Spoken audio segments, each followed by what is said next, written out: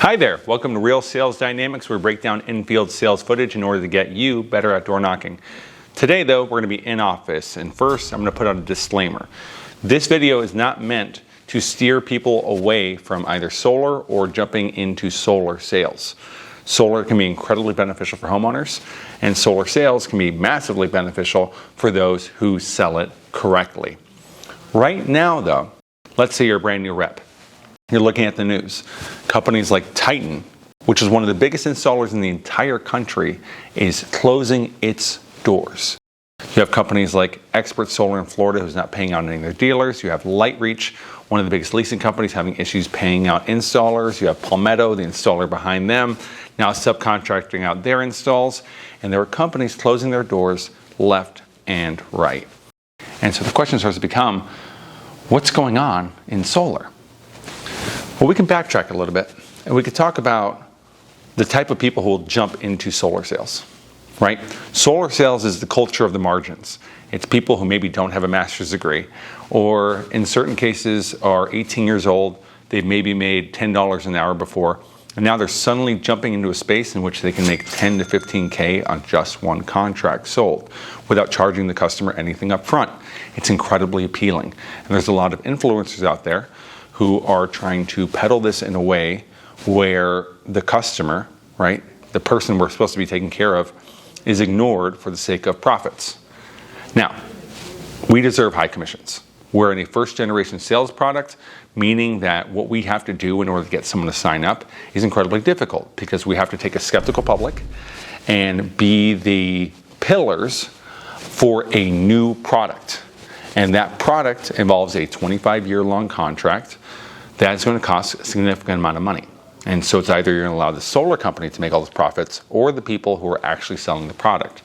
It's kind of like in football or basketball or anything else. You got to pay the athletes a good amount of money for them to stay on your team. But what has been occurring though in certain markets, let's bring up a couple: Louisiana, Oklahoma, Missouri, Kentucky. Areas where primarily most solar companies actually stayed out of. The reason why they stayed out of those areas is because utility prices were really, really low. As for instance, there's areas in Louisiana where people are spending 10 cents per kilowatt hour. And understand, solar as a whole, at least classically, you jump into an area like, let's say, Southern California, where people are paying 36 to 48 cents per kilowatt hour, right? You can then offer something like a lease or power purchase agreement, where you're taking their rate from 36 down to 18 cents, basically saving them half, or getting them to take out a loan or something along those lines. What it does is either eliminates your utility bill, or they're stuck with maybe a $15 grid charge, and then they have a significantly reduced solar payment. The whole promise there though, or at least the promise that most reps are given in their presentations, is that we're going to cover 100% of their current electricity usage. Now, what happens when you go into markets where the rates are way, way lower, let's say 10 cents per kilowatt hour? A couple things are going to happen. One is, if I cover 100% of someone's current usage, let's say they're using 20,000 kilowatts per year, and now I'm at someone's house who has a big old tree where we need to add on significantly more panels than if we place the same system in a place like Arizona. Well, when I actually do 100% offset in some of those places, the loan amount can be anywhere between $100 and $140 more than what they're currently paying. Now, I'm sure you're that right sales guy out there who knows exactly how to sell it. You're selling it on value. You know what you're doing. You're taking care of the customer. Maybe you are that guy, and we thank you for that, because people like that need to exist. In the long run, solar will end up being more beneficial. But what's happening, and I know this because I've talked to the installers, I've talked to the reps, I talk to everyone, right? I've trained thousands of reps. And I've taken a lot of guys from companies where stuff like this is happening and retrained them up to do better. What's happening is they're going in these houses, like let's say Dora. Now Dora is spending $300 a month for her current utility. She's using about 15,000 kilowatts per year, right? I go up to her and I say, I'm going to cover 100% of your power. Now I build out a design, turns out the loan payment or lease payment is $400 a month instead. Well, me being a new rep, not knowing what to do, and looking at what my managers are doing, one of the managers, or maybe just the rep themselves, takes it upon themselves and goes, well, she's not going to buy for that. So why don't I just chop down 50% of all the panels on that. That way, we'll lock her in at $200 a month versus $300. That's better, right? Well, the problem is this. Now, she's going to have probably a $200 light bill and a $200 solar payment. Now, in the back of your head, you're on a blitz, right? You're just going out to this territory for 10 days. Who cares? It doesn't really matter. Well, that customer cares.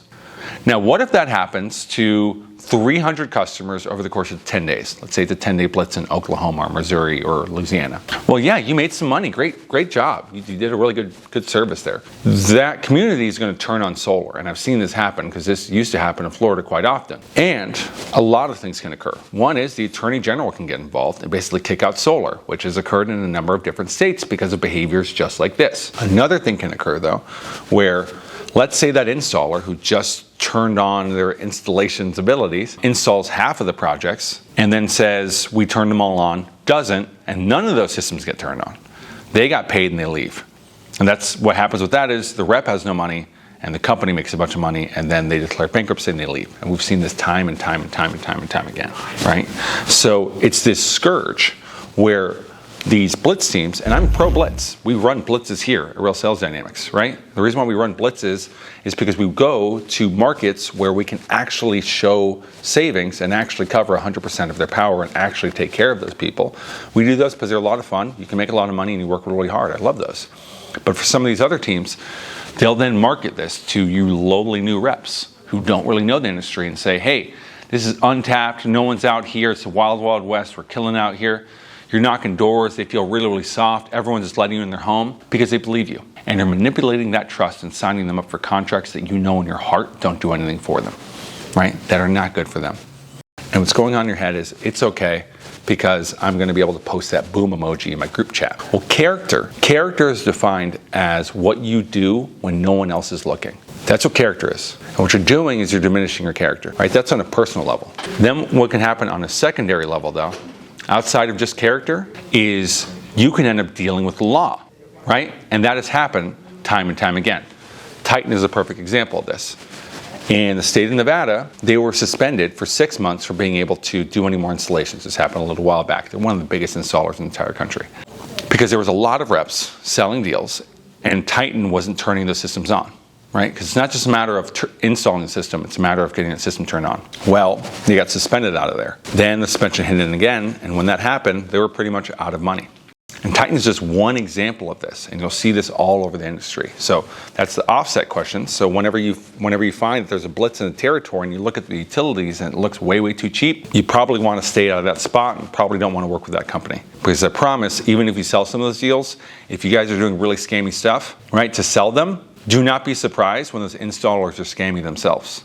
If the installer is allowing you to do these things, don't trust them, right? Work with people that you can actually trust and are doing the right thing, and will turn down deals when they know it's not going to take care of anyone except the rep and the installer. Now, what's going on with these installation companies is this.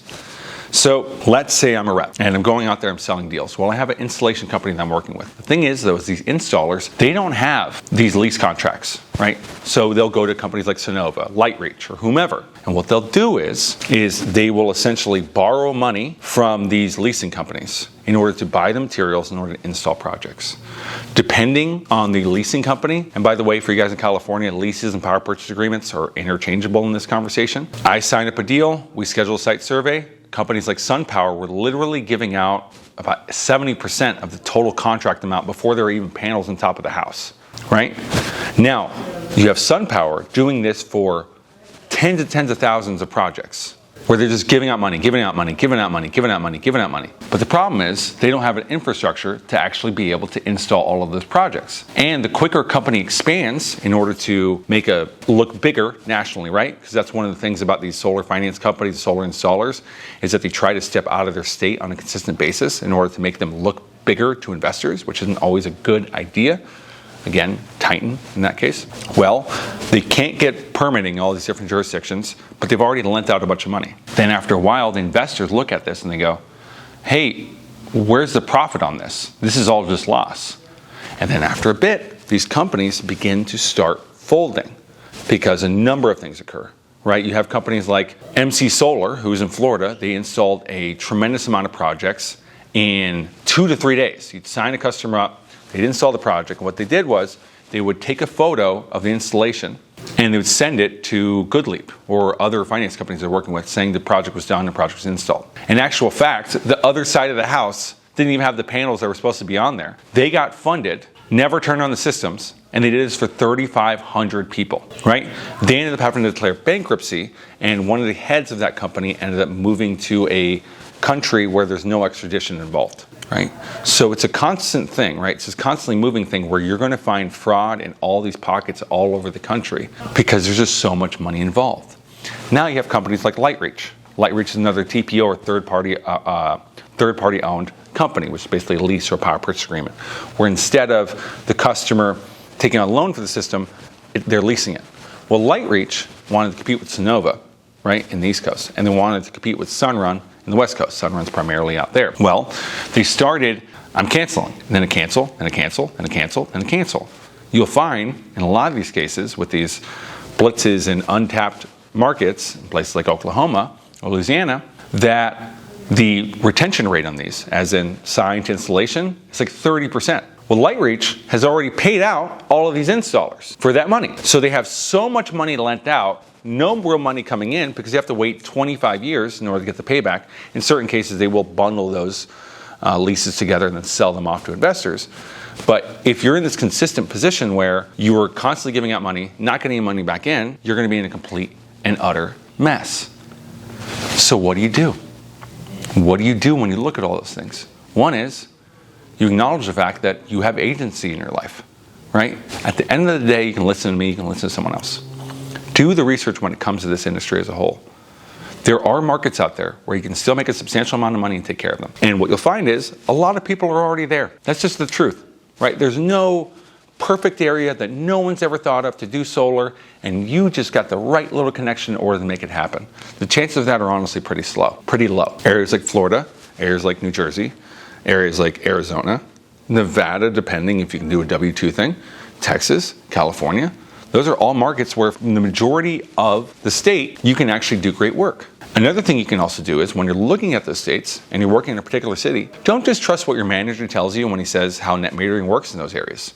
Actually look up how the utilities deal with solar in those various areas. Another thing to think about as well is, after installing a project and seeing it, ask yourself the question, this is only if you like your parents, would I install my own parents with this solar? Would I install my own house, if you happen to have a house, with this solar? Another thing to look at as well is the only thing this company do is solar, right? That might sound like a great idea. They just do solar, they just specialize in that. Well, there's a lot that goes into a solar project. Namely, where the solar goes, on their roof. So does your company do roofing plus solar plus roof plus electric all in one? If that's the case, that means you're going to run into a lot less issues. Now, what you'll find is with some of these big box solar companies who are trying to crush market share by offering aggressively low red lines is, one is usually those red lines are bunk. They're filled with a bunch of adders. But two is they're subcontracting out 90% of their work. The more they subcontract out, less responsibility they have over it, and actually less responsibility subcontractor has over it.